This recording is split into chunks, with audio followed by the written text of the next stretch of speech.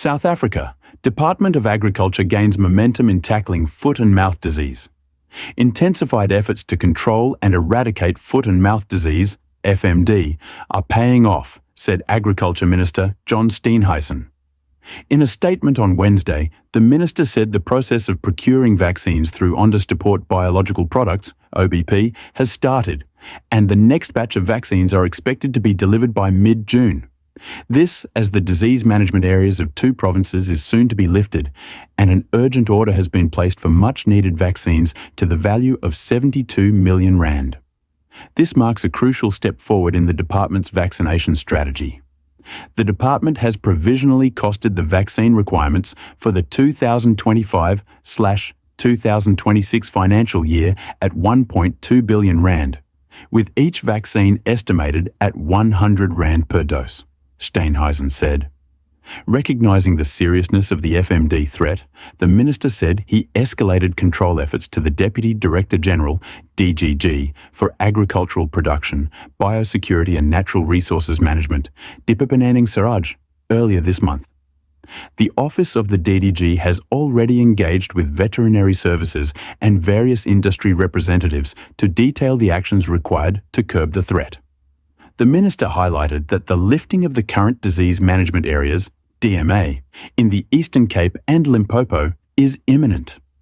In the Eastern Cape, disease management areas covering the Kruger and Kukama municipalities have been in place since 26 July 2024. Through a robust vaccination campaign, 144,424 vaccinations were successfully administered, and the last confirmed FMD case was reported in September 2024. He added that extensive serological surveillance has found no further signs of infection. Steenhuisen confirmed that the movement restrictions in the Eastern Cape DMA will be lifted soon.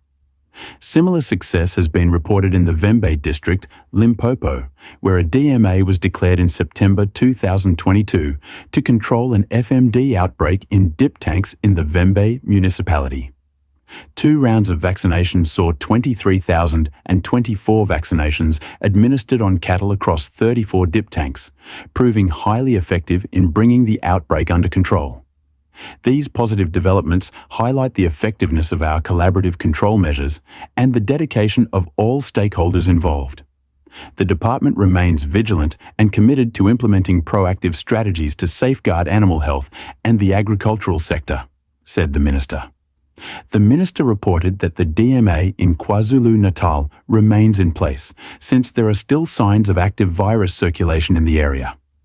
He said some outbreaks that were detected outside of the DMA were successfully contained with no sign of outward spread of the disease.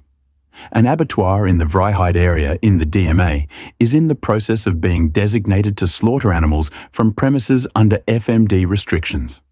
A system has been put in place to assess the level of biosecurity on individual farms, with the intention of aligning the control measures to the biosecurity risks, the minister explained.